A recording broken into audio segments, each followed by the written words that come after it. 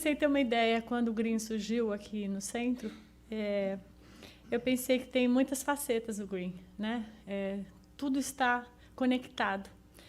E então a gente vai entender um pouquinho do que representa essas diversas facetas. Ficou meio estranho, né? Pense green, uma palavra numa língua, está na outra, mas eu achei que ia ficar tão caracterizado se eu colocasse o green, porque ia ficar absolutamente claro que havia uma homenagem em função do mês. Então, esse foi o motivo. Bom, então essa palestra é um convite, né, para que a gente pense green, para que a gente possa começar a pensar green. Claro que as meninas trouxeram inúmeras perspectivas, e eu quero hoje trazer uma outra perspectiva para somar com as que elas vêm colocando, né? Então, para a gente poder cuidar desse lixo que nós produzimos para fora, nós precisamos cuidar do lixo que nós produzimos dentro. Então, para a gente se preocupar em não jogar esse lixo, aonde jogar esse lixo, reciclar esse lixo, gerar uma consciência da produção, dos usos do saco plástico e tudo mais, nós precisamos começar a gerar uma consciência do tipo de situações que a gente tem interna. Para a gente poder diminuir os excessos, né, que essa é uma das perspectivas do Green, diminuir os excessos, você não usar aquilo que não tem necessidade, né, para que a gente não sofra pela escassez, né, a gente precisa diminuir esses vícios internos que geram escassez. Qual a escassez? De felicidade, escassez de bem-estar, escassez de estar envolvido no seu processo de uma forma consciente. Então, a gente fica adormecido, dormindo, ou então a gente fica paralisado, né? Tudo isso é uma escassez. E essa escassez, ela vem do vício. Que vício? Inúmeros vícios que a gente tem, né? E esses vícios vão gerando, né? Eu chamei de lixo interno, mas com nenhum desejo de desrespeito. Eu apenas, né, porque eu não acho que a gente é um lixo, nem tem um lixo, mas eu chamei no sentido de fazer analogia com essa chamada que a gente faz de nos preocuparmos com o lixo, né? Então, eu gostaria de refrasear no sentido, só para que a gente não se sinta mal, que o lixo, eu estou dizendo, das coisas que não são pertinentes a nós nos sentirmos saudáveis, né? Para a gente escolher melhor o tipo de material que nós vamos usar, eu já aderi a escova de dente de madeira, né? A gente vai mudando os saquinhos, né? A gente vai tendo consciência da troca das garrafinhas de plástico, né? Pelas os copinhos de vidro. Nós precisamos escolher melhor que tipo de atitude nós vamos tomar. Então, a gente escolher o material é uma coisa externa. E interna, escolher qual atitude. Que atitude eu vou tomar na minha vida para que eu não tenha escassez e para que eu não produza algo que não vai me gerar saúde. Então, para salvarmos o planeta, nós precisamos salvar a nós mesmos. E a única forma antiga, já tem 2000 anos, todo mundo já sabe, né? Mas eu preciso escrever aqui de novo, é o conhece-te a ti mesmo. Essa é a forma que o Evangelho traz, porque se eu não entro em contato comigo e não percebo o valor da minha vida, se eu não percebo que eu sou também pertencente a essa natureza, como que eu vou ter consciência para cuidar da natureza, cuidar dos bichinhos, cuidar das plantas, cuidar do desmatamento e do que eu jogo, e dos rios, a poluição, etc. e tal. Então, eu preciso me conhecer para perceber a maravilha que eu sou, para perceber a maravilha que tudo é. Né? Porque quando eu tenho essa percepção, automaticamente eu transbordo essa percepção, e aí eu começo a valorizar o que tem à minha volta, né? Então, para isso, eu trouxe uma questão que Kardec fala no Livro dos Espíritos, para a gente ter essa conexão com esse pense green. O pensamento, ele pergunta lá, não é a própria alma que se transporta? E a resposta vem, quando o pensamento está em alguma parte, a alma também está nesse local. Pois é a alma quem pensa. O pensamento é um atributo. Então, na verdade, aquilo que nós pensamos é onde nos localizamos. O pensamento nos remete a esse estado que a gente se encontra. Então, o pensamento ele vai fazer o quê? Ele revela aonde a gente reside. Porque pensa, o dia está ensolarado, está maravilhoso, hoje é um dia fantástico, mas se você aqui dentro não estiver bem, a gente nem percebe a beleza do dia, né? O dia está escuro para a gente. o dia está triste. Então, a gente vai perceber que essa residência não é o zip code que a gente mora, né? Não é a localidade do Google Maps, mas essa residência interna. Então, a gente pode estar num lugar super lindo, mas a gente não está se sentindo lindo. Então, essa sensação que a gente está interna é que vai refletir a nossa localidade. Então, eu acho muito importante, porque muitas vezes a gente se preocupa muito com a localidade externa, né? Que bairro eu moro, se é seguro, que carro eu ando. Assim, a gente se preocupa com essa coisa externa, né?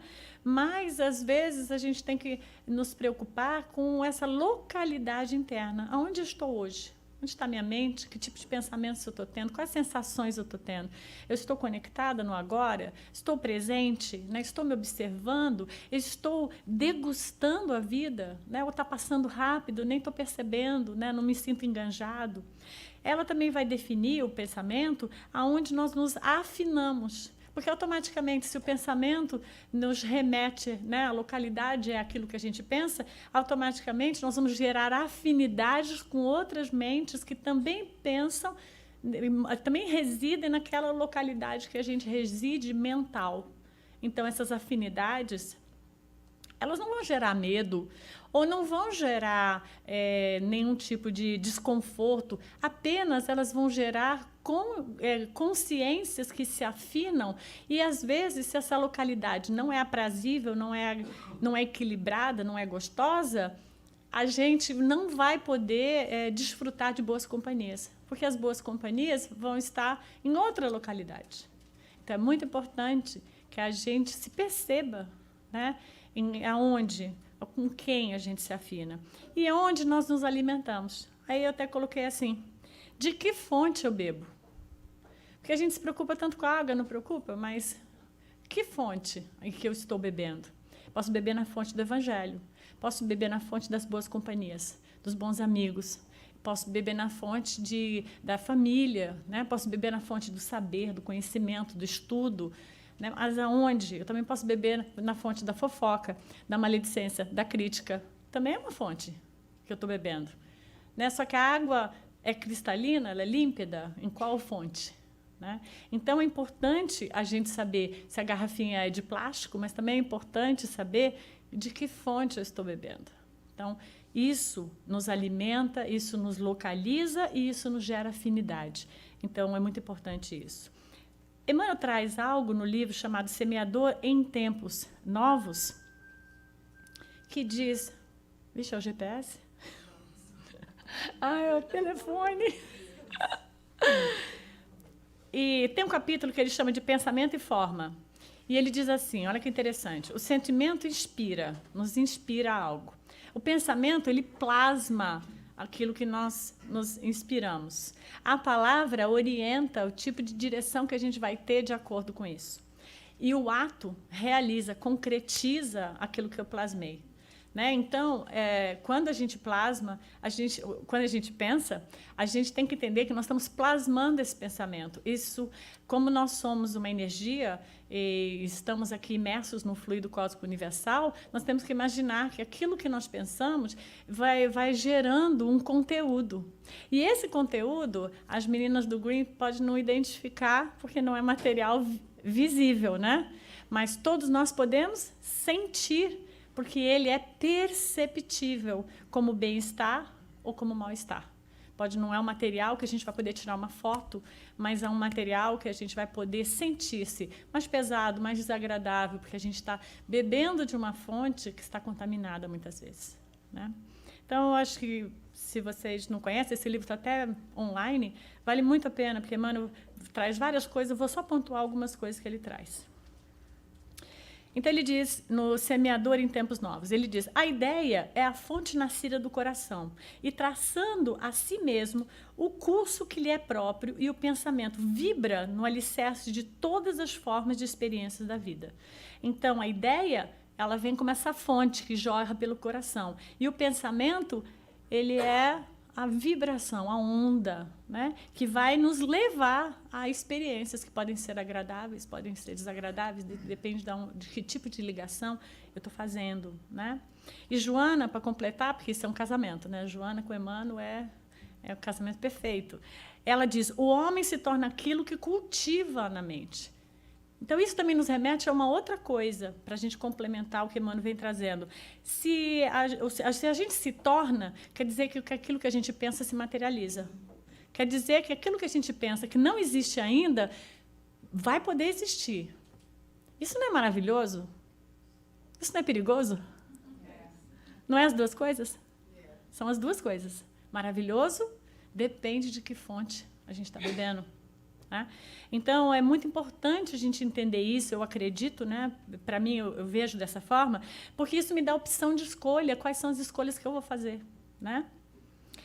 E Emmanuel continua agora no Pão Nosso, no capítulo 177, ele diz, nosso espírito residirá onde projetarmos nossos pensamentos. Por que eu estou repetindo isso? Porque eu quero que vocês, junto comigo, a gente perceba o quanto a obra cobre esse tipo de... Vou chamar, não pode falar. Minha irmã fala, não fala a palavra em inglês, na palestra, o pessoal fica assistindo não entende. Eu ia falar approach. Isso gera um tipo de possibilidade, né, de aproximação que vai nos perceber o quanto isso é forte dentro das obras, para que a gente entenda, né? E aí Emmanuel continua no Vinha de Luz, no capítulo 97, ele diz, o que sai do coração e da mente pela boca é força viva e palpitante, envolvendo a criatura para o bem ou para o mal, conforme a natureza da emissão. Então, percebe que, às vezes, quando a gente diz uma coisa, a gente fala, é bobagem, eu só falei. Mas percebe que aquilo que a gente fala tem força, né? Isso é o que ele está dizendo, né? E se a gente for realmente meditar sobre isso, a gente tem percepção que, muitas vezes, quando a gente fala algo, aquilo tem força. A gente pode dizer uma frase, uma ideia que pode machucar profundamente um amigo. Não é verdade? Ou então um amigo pode dizer uma coisa que pode nos machucar profundamente. Então, se a gente tem percepção que a palavra, que o pensamento tem força, a gente vai passar a ser mais do quê? Cuidadoso. É linda essa palavra. Cuidadoso, acolhedor. Então, peraí, o que eu estou dizendo? Fere ou acolhe. Eu tenho uma escolha, né, que eu posso fazer. E Jesus, olha que máxima, ele vai dizer em Mateus, mas o que sai da boca procede do coração, e isso contamina o homem. Né? Então, ele põe mais essa palavra, contamina. Né? Isso pode nos adoecer. Isso nos adoece? Sim. Pode adoecer o outro? Sim. Depende do tipo de abuso que a gente está fazendo com o outro, adoece o outro também. Né? Então, eu trouxe um pouquinho, né, dos avanços da ciência. Eu me atrevi a falar um pouquinho sobre neuroplasticidade. E olha que legal. O doutor César Jeremias, que a minha amiga ali me mandou uma palestra, eu assisti aquela que você me mandou e mais outra, viu? Que foi linda, viu, Selma? Muito obrigada pela dica. Ele traz um pouquinho assim dos estudos que não são deles, mas ele vai trazendo várias coisas para nos trazer uma luz. Ele é um médico espírita e ele diz que na década de 70 se viu que o nosso sistema nervoso ele se adapta, que nós temos vários tipos de inteligência, foi identificada atlética, afetiva, artística, racional, analítica, emocional, espiritual, que um pouquinho depois foi criado o nome de as inteligências múltiplas. E aí ele continua que na genética, né, nas últimas décadas, com os avanços das imagens, né, dos raios-x, dos emurais, né, foi permitido se observar em tempo real como o cérebro funciona e como ele se modifica mediante de certos estímulos. Então, foram feitos vários testes. Estímulos, por exemplo, de práticas religiosas, de meditações, né? Acreditava-se, nesse período, que nós éramos 100%, a ciência acreditava, prisioneiros da nossa genética. Então, tipo assim, a gente veio com aquela hereditariedade, a gente está fadado a isso, então nós vamos viver isso, vamos sentir isso, né? Algo assim. Só que hoje, a epigenética mostra, novos estudos, né, que nós podemos modificar a expressão do material genético e que muitos deles estão sob o nosso controle. Olha que legal. Muitos deles estão sob o nosso controle, como, por exemplo, a escolha do que comemos, se nos exercitamos sim ou não, os tipos de hábitos que temos, o ambiente social que a gente convive, que pode mudar a maneira que o nosso gene funciona. Então, peraí. Então, a gente não é mais fadado a algo. E sim, a gente tem a competência de fazer alterações dependendo do tipo de escolha que a gente faz a nós mesmos. Fantástico isso, né? Por que eu acho fantástico? Porque eu acho que o Espiritismo nos traz algo muito forte, que é mostrar que nós temos autonomia de fazer melhorias. Nós temos autonomia de fazer modificações em nós. Né? E é isso que Kardec traz de uma forma tão eloquente, que a competência que nós temos de autodirecionar a nossa vida. E ele continua, o nosso cérebro não é uma máquina que se desgasta. Isso aqui eu mandei para minha mãe. É uma máquina, porque ela fala, ai, mas não dá, já estou com idade. Ah, né? Eu falei, não, olha lá. O nosso cérebro não é uma máquina que se desgasta, é uma máquina viva que conseguimos modificar, melhorar e aprimorar em qualquer fase da vida. Em qualquer fase da vida. E a gente vê isso no Espiritismo o tempo inteiro. Nunca é tarde. Você pode se modificar em qualquer fase da vida. Né? Mas agora a gente tem uma soma da ciência com o Espiritismo. Você pode modificar num conteúdo genético e você pode modificar num conteúdo espiritual. Então, nós estamos completos, nós estamos alicerçados com essa possibilidade de modificarmos e passarmos a pensar green. Né? E ele continua. 2 fatores incontestáveis na neurociência. Ele diz, hoje é inquestionável na neurociência que nós ainda usamos muito pouco do que nos foi dado na vida. Da nossa inteligência, da nossa capacidade de amar, de gerar felicidade, de gerar bem-estar dentro de nós e no mundo. Né? Então, a gente vai estudar aí que, de repente, nós utilizamos apenas 4%, que Einstein usava 8%, se eu não me engano, né, pelo que eu li. Então, a gente vai ver o potencial que nós temos de capacidade de realização, né, de amarmos, de trocarmos, de nos conscientizarmos em número, né, imenso. E isso eu acho, não sei, gera muita curiosidade, né, da gente falar, poxa, por que não? Por que eu não, né, não vou investir em tudo aquilo que eu não sei, nessa busca do saber, nessa entrega, nesse desejo, na curiosidade, na valorização do estudo, na importância de ampliarmos a consciência, né? Porque é através disso que a gente vai poder compreender cada vez mais quem somos. E voltamos na proposta de Jesus, né, do conhece-te a ti mesmo. Então, eu trouxe assim para vocês 9 dicas para a gente pensar green, né, ideias. Então, a primeira delas, cultive o hábito, né? 1, nós temos um grande potencial e ainda ficamos esperando que isso venha de fora. E isso está dentro da gente. Então, a gente precisa acreditar mais que a gente tem um potencial dentro. A gente, muitas vezes, admira muito os que estão fora. Admira as pessoas que têm um degree, ou são um artista, ou têm um status social. A gente valida pessoas por diplomas, valida pessoas por condição, por sobrenome, né? Valida pessoas por QI, mas a gente, às vezes, não se valida, não valida a nossa capacidade que nós temos de nos desenvolvermos, de aprendermos, de aprimorarmos. Né? Então, vamos validar a nossa capacidade. Por que se fala tanto em baixa autoestima? Né? Isso aí tem, se vocês forem numa livraria, vai ter inúmeros livros falando sobre isso. Por quê? Porque a gente não valida. E tem mais, a gente não valida a capacidade do outro. Então, a gente bota sempre o outro para baixo, e não nos validamos. E só botamos para cima aquilo que o social enaltece como sendo uma coisa legal. Mas será que não é legal a experiência daquela vozinha que morou no interior, que cozinhou em fogão de lenha, mas teve um monte de experiências? Né? Sim, é válido, claro. Mas a gente se perdeu um pouco nessa valorização, porque estamos cultuando o que a sociedade valoriza. Mas será que esses são os nossos valores? Né? Eu quero olhar para mim e quero pensar, eu valido a pessoa baseada no quê? No que ela veste? Né? No tipo de carro que ela anda? Né? Então, nós precisamos começar a validar o que está no interno, nosso e do outro. Né? E a gente continua. O segundo hábito.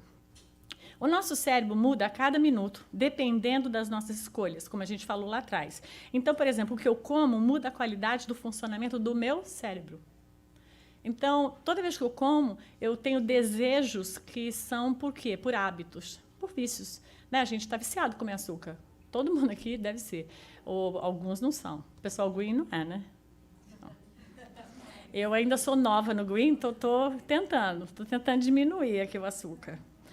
Eu estou chegando lá, vamos lá, em algum momento. Então, nós temos essa capacidade de fazer uma melhor escolha que vai mudar a funcionalidade. Não é mais para ser gordinho, não é mais para entrar naquela calça jeans. É para o funcionamento das nossas ideias, da criatividade, a gente ter mais energia, a gente ter mais capacidade de solucionar coisas.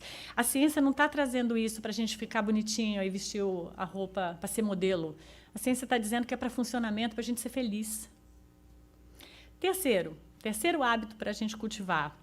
Fazer exercício muda o funcionamento do cérebro. Ele produz serotonina e endorfina, que geram a sensação de bem-estar, reduz o estresse e a ansiedade. Eu acredito que hoje nós temos uma grande camada de pessoas tomando remédio para ansiedade. Né? Então, puxa vida, não precisa correr que nem a moça, mas pode andar. Né? Porque talvez correr precisa mais de um tempo, né? Mas você pode fazer algum tipo de exercício, não mais só para ficar bonito, mas porque gera bem-estar, porque gera essa serotonina que vai trazer essa sensação agradável. Todo mundo aqui sabe que depois de fazer exercício dá aquele cansaço gostoso, né? Tipo, I accomplished. Né? Mas se você subir na balança, perder umas 300 gramas, nossa, é uma delícia. Mas essa sensação boa faz com que você se ilumine, que você tenha ideias, que você fique mais receptiva às impressões do momento, né? Bom, além disso, gente, o hábito do exercício ainda previne o envelhecimento celular, diminui inúmeras possibilidades de doenças, aumenta a capacidade de aprendizado e rapidez de raciocínio. Você fica mais, né, rápido, esperto. Então, melhora a cognição, né, nos liberta, de alguma forma, daquela preguicinha, né, dá um gás, né? Quarto, eles investiram muito nisso. Fazer a prece e meditação. A neuroplasticidade, o Dr. César vai trazer para a gente, não que foi algo dele, mas dos estudos dele, nos traz informações sobre os estudos da neuroplasticidade. Indicam que a meditação, e o Dr. César incluiu também a prece, né, porque dentro do processo científico não estava incluído, mas ele vê que a prece também está incluída como a meditação, que a longo prazo, para quem faz, aumenta a espessura cortical em várias regiões do cérebro relacionadas às emoções e aos pensamentos. Então, o que representa isso? Né? Aumenta, gente, o fluxo sanguíneo. Então, eles fizeram, por exemplo, fizeram uma pesquisa com algumas pessoas que não estavam fazendo meditação, e pegaram outras pessoas que fizeram 8 semanas de meditação com 20 minutos diariamente. Só isso, né? E aí eles perceberam, pelo próprio desenho, vocês vão ver aonde tem as áreas vermelhinhas, ali do outro lado, vocês vão ver um aumento da parte sanguínea. Então, esse aumento, gente, ele possibilita uma utilidade do cérebro de uma forma muito mais veemente. Mas, além disso, nos transtornos de humor, de depressão, de ansiedade, essa região pré-frontal, né, no estado de crise, apresenta muito menos fluxo de sangue para essas pessoas que estão nesse estado de crise. E a prece e a meditação, como ativa mais o sangue no cérebro, os sintomas diminuem para essas pessoas. Então, as pessoas, não estou dizendo, claro, as medicações elas colaboram, mas esse teste foi feito com pessoas que não estão medicadas, né? Então, isso diminui as crises em função de um aumento, né, no cérebro de sangue, de fluxo sanguíneo. Eles também viram, no Departamento de Psicologia da Universidade de Toronto, fazendo essa mesma pesquisa das 8 semanas de meditação, que eles chamam de meditação de curta duração, que o córtex cingulado, gente, é essa coisinha branca que vocês estão vendo onde tem essa seta preta, tá vendo essa faixinha branca? E ali chama córtex cingulado. Olha o que ele relaciona, gente, esse pedacinho, a nós. Ele relaciona a nossa capacidade de resolução de conflitos, de regulação de emoções e comportamento, de funções executivas, de a gente executar funções, de antecipação de recompensa. Antecipação de recompensa, ele quer dizer o seguinte: aqueles que não aprendem a entender que aquilo que a gente, por exemplo, se eu não comer açúcar agora, a longo prazo eu tenho a recompensa de me sentir melhor, aqueles que não aprendem isso, pessoas que têm deficiência desse aprendizado, mesmo numa faixa etária maior, são pessoas que vão sempre estar infantilizadas, porque são pessoas que nunca vão se deter à necessidade de conviver com o limite. Então, também a empatia. Então, a gente vai ver o quanto essa coisinha branca, ela traz, né, que o córtex traz como funcionabilidade. Então, nessa pesquisa, esse estudo avaliou pessoas que começaram a aprender a meditação. Pessoas novas, gente, que nunca fez, como, de repente, a maior parte aqui de nós. Eles dividiram essas pessoas em 2 grupos e fizeram isso que eu disse para vocês. Um pessoal não fez a meditação e outros fizeram 20 minutos por 8 semanas. Esses 20 minutos, gente, são 11 horas. Na verdade, imagina, você nunca fez nada, de repente você fez 11 horas em 8 semanas de meditação. E houve o quê? Uma grande ativação dessa partícula branca, que é o córtex, que reduziu a autoavaliação depreciativa automática. Então, por exemplo, uma pessoa depressiva, ela se autoavalia de uma forma muito negativa. Não posso, não consigo. Né? Então, reduziu essa autoavaliação muito negativa que as pessoas fazem. Eles perceberam também, nesse ato científico, que aumentou a tolerância nas reações afetivas negativas e à dor. Então, pessoas que não tinham muita tolerância a reações negativas, por exemplo, o que é uma intolerância a uma reação negativa? A menina do caixa demora muito, eu grito com ela. Né? Crio então, eu tenho uma reação, uma baixa tolerância a uma reação daquilo que eu não gosto. Então, aumentou essa possibilidade. Auxiliou no desenvolvimento da autocompaixão e empatia em indivíduos cronicamente ansiosos e irritados. Olha que legal. Né? Então, olha como a gente vai ver. Parece pouquinho, né? Mas a hora que eles escrevem tudo isso, não parece enorme, não parece uma melhora excelente para a nossa qualidade de vida? E ele continua, em Massachusetts, no General Hospital, em Harvard, no Medical School, também fazendo o mesmo tipo de pesquisa, eles perceberam que aumentou a espessura da substância cinzenta do cérebro. Diz que essa substância, gente, que a gente tem é a mais importante do cérebro. Aumentou essa espessura, alargou a espessura, que é a parte mais nobre. O Depression Research em Switzerland, um hospital, ele percebeu que diminuiu o hormônio do estresse, que é o cortisol, e melhorou o sono das pessoas que fazem tanta meditação, né, e, no caso, a prece.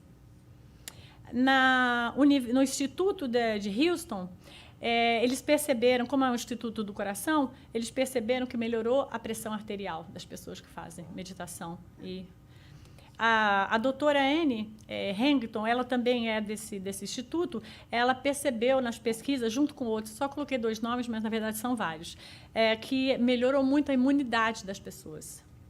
E aí a pesquisa foi mostrando, né, que a meditação é tão eficaz quanto a medicação de drogas psicoativas nas recaídas das depressões graves. Então, eles perceberam, como nessa ArcGen Psychiatry, eles perceberam que as pessoas que entravam num estado grave de depressão, e era dada uma medicação, para alguns deram a medicação, para outros deram a meditação. Então, eles perceberam que a meditação e a medicação melhoraram a pessoa num nível igual, num nível semelhante. Então, eles não estão desprezando nenhuma nem outra, mas estão dizendo, olha, a meditação faz tanto quanto, né? Então, gente, isso é fantástico, porque hoje nós estamos adictos nas drogas, né? Drogas medicamentosas, eu quero dizer, né? Então, isso é fantástico, a gente encontrar recursos que melhorem a qualidade da nossa vida e a gente não precise consumir comprimidos, né? Então, a meditação e a prece, elas vão além do relaxamento, porque muitas vezes as pessoas associam isso. A prece a gente associa a pedir, né? Então, eu vou orar porque eu vou pedir. né? Eu vou pedir para Deus me ajudar, para resolver um problema, para trazer aquele carro vermelho que eu estou querendo tanto. A gente vai pedindo, né? E na meditação, a gente associa, né, por propaganda, por a gente não ter muito conhecimento, faz a meditação, relaxa também. Mas esse não é o conteúdo mais alto da meditação, né? Então, olha quantas coisas ela pode criar para a gente, né? Modificação na parte de cognição, de emoção, biológica, de comportamental, na estrutura cerebral, depois de tudo isso que a gente viu, um significado existencial, né? A pessoa pode se sentir dentro das orações da meditação, essa conexão com o divino, né? Traz paz, traz espiritualidade, né? O quinto hábito, eu trouxe algo de Paulo. Paulo, em Colossenses, ele diz assim, vamos evitar o negativismo, né? Então, ele fala, pensai nas coisas que são de cima e não nas que são da terra. Parece meio assim, porque a gente fala, mas a gente está aqui encarnado, né? A gente tem que ficar pensando no que é daqui. Ele não está dizendo para você não dar atenção para o que é daqui. Ele está dizendo, quando você for foca no que é divino. Porque o que é da terra é da terra. A gente não vai levar, vai ficar. Então, da terra a gente vai usufruir, mas quando nós pensarmos, vamos pensar no que é divino. Então, não há negatividade no divino. Né? Quando a gente pensa em Deus, a gente pensa em compaixão, a gente pensa em amor, a gente pensa em Pai, a gente pensa em misericórdia, a gente pensa, né, em ajuda, em colo. A gente poderia falar aqui várias coisas, né? A gente não pensa em algo negativo. Mas se a gente focar para os, vou chamar de, o da terra seria os problemas, aí a gente fica negativo. Não está dando certo, puxa, não deu, não recebi, foi, né? Mas se a gente olhar, tiver esse olhar que tudo é um aprendizado nessa vida, então a gente vai evitar ser negativo. E evitando ser negativo, porque quem pensa green não pensa negativo, né? Então, a gente vai melhorar a qualidade de vida. Então, o pessimista contamina aqueles com quem vive e empedernece os sentimentos, demorando-se indiferente a tudo. Joana vai trazer isso no Espírito e Vida, no capítulo 56. Então, aí piora. Quer dizer, piora, né? Porque além de não ser legal para mim, eu também contamino os outros. Então, eu passo a ter uma responsabilidade da minha negatividade, né? Porque, claro, nós aqui conhecemos pessoas negativas, não conhecemos? Porque acho que nenhum de nós aqui é negativo, talvez, né? Espero. Se vamos resolver agora, porque a gente vai passar a pensar green depois dessa palestra. Então, a gente não contamina quando chega para o outro e fala, não está dando certo. Aí o outro, será? Mas eu não pensei assim. Mas o outro vai acreditando também. E, de repente, você vai criando inúmeras pessoas, né, com a sua negatividade. Você reforça que não vai dar certo, que não está bom, etc. E esse ato de reclamação faz com que nossos pensamentos não nos coliguem a algo que nos deixa leve, que nos deixa em paz, que nos deixa equilibrados, né?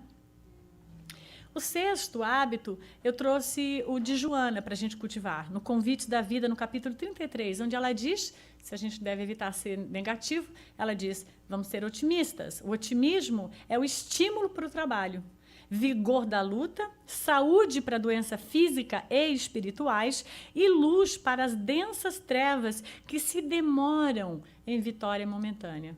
Por que vitória momentânea? Porque a gente abriga, né? Vitória no sentido de ganha esse espaço dentro de nós, porque nós abrigamos muitas vezes trevas aqui numa forma simbólica, que seria a negatividade, seria, né, reforçarmos um sofrimento desnecessário ou algo assim. Então, o otimismo é estímulo para trabalho. É verdade, você não vai fazer um trabalho novo, aí você fala, acho que não vai dar certo. Ninguém faz isso, né? Ninguém não tem gás. Você não consegue assim. Você é a pessoa que está aqui, de repente, animando o pessoal. Nós vamos fazer uma coisa junto. Vamos lá, gente, né? A gente não começa assim, olha, se não der certo... Não, a gente fala, gente, vai dar certo. Vamos lá, vamos trabalhar juntos. Nós somos uma força. Sendo força, nós vamos produzir. E vamos conseguir, né, nos comunicarmos aqui com a comunidade e fazer com que a comunidade passe a trocar a escova de dentes, pensar no lixo, pensar, né? Nós vamos conseguir. Então, o otimismo, nós precisamos coligar isso, ele traz vigor, ele dá energia, dá força. Então, se a gente está buscando melhorar, temos que tirar esse constante vício na negatividade, que a gente pode simbolizar em reclamar. Reclamar é uma negatividade. Né? Tá sol. Ah, é muito sol. Mas você mora na Flórida. Como é que você não tem sol? Ah, mas tá chuva. Aqui tem muito furacão. Sim, mas você mora na Flórida, tem furacão, né? Então, assim, é um estado de aceitação. Né? E tá chuva, que bom, tá chovendo, vai molhar as plantas. Mas a gente, né, tá sol, tá chuva, depois tá frio. A gente, né, tem dificuldade de aceitar e assimilar a realidade da vida, né? Então, não vamos reclamar, vamos ser otimistas para a gente poder pensar green. Então, otimismo, Joana continua, é também confiança e respeito a Deus. Porque confiança no sentido de acreditar que tudo tem um propósito, que tudo que nós atraímos vai gerar a possibilidade de a gente amadurecer enquanto pessoa, né? 7º hábito, Paulo, de novo, né? Paulo é fantástico, buscar conteúdos edificantes. Ele diz, examinai tudo, retende o bem. Então, ele não diz assim, você é uma esponjinha, vai lá e pega qualquer coisa. Ele diz, observa tudo, escolhe o que é bom para você. Né? Então, para isso, a gente tem que estar atento, porque se eu não estiver atento, eu não examino nada. E não percebo nada também. Depois, eu tenho que saber diferenciar o que é bom para mim e o que não é. E depois, eu tenho que fazer a escolha, que às vezes eu tenho que abdicar de uma coisa que eu quero. Né? Porque tem muita coisa que a gente sabe que não é certo, mas a gente tem vontade, várias coisas. Então, na hora que eu vou reter o bem, eu vou ter que abdicar de algumas coisas que talvez eu não gosto. Mas eu vou fazer isso, né, para ganhar esse hábito de buscar esses conteúdos edificantes. E André Luiz continua no Conduta Espírita, no capítulo 41, onde ele diz, consagrar diariamente alguns minutos à leitura de obras edificantes, esquecendo os livros de natureza inferior e preferindo, acima de tudo, o alimento da própria alma. Então, naquela época ele escreveu livros, a gente pode dizer as séries do Netflix. Vamos consagrar diariamente, escolhendo séries, ou escolhendo palestras que eu ouço no YouTube, né, que são edificantes. Isso não quer dizer que ninguém está proibido de ouvir nada, mas vamos escolher o que a gente vai colocar para dentro, porque quando eu estou fazendo isso, eu não estou me alimentando, não é a comida, mas é a comida. Eu estou me alimentando do que o outro fala. Eu pego aquele cara revoltado, aquela mulher revoltada, que fica ali dizendo, né, você vai, daqui a pouquinho você começa a sentir revoltado, você também tá, te contamina. Mas se eu pego alguém que está ali falando de como é legal fazer um trabalho voluntário, dando exemplos, coisa e tal, isso também me contamina. Então, que a gente beba desta água limpa, né? Então, quase acabando. 8, cuidar da hora vazia. Isso aqui é fenomenal. Vixe, a hora não está vazia, não. Joana de Anjos vai falar isso nos episódios diários, capítulo 8.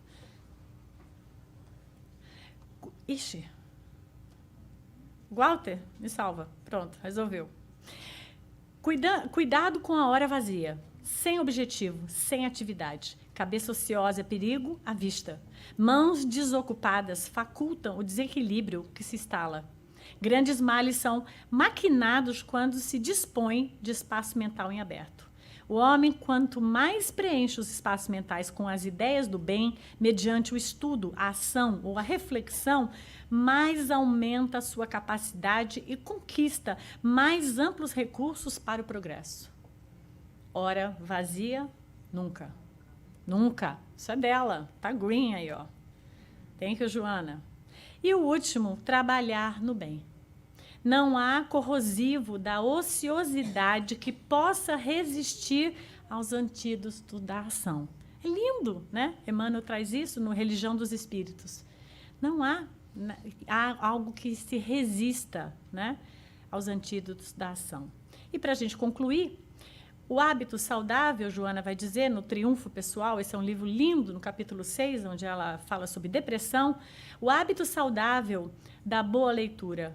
Vamos, né, cultivar da oração, da sintonia com o divino, praticando atos de beneficência e amor, cultivando relacionamentos fraternos e conversação edificante.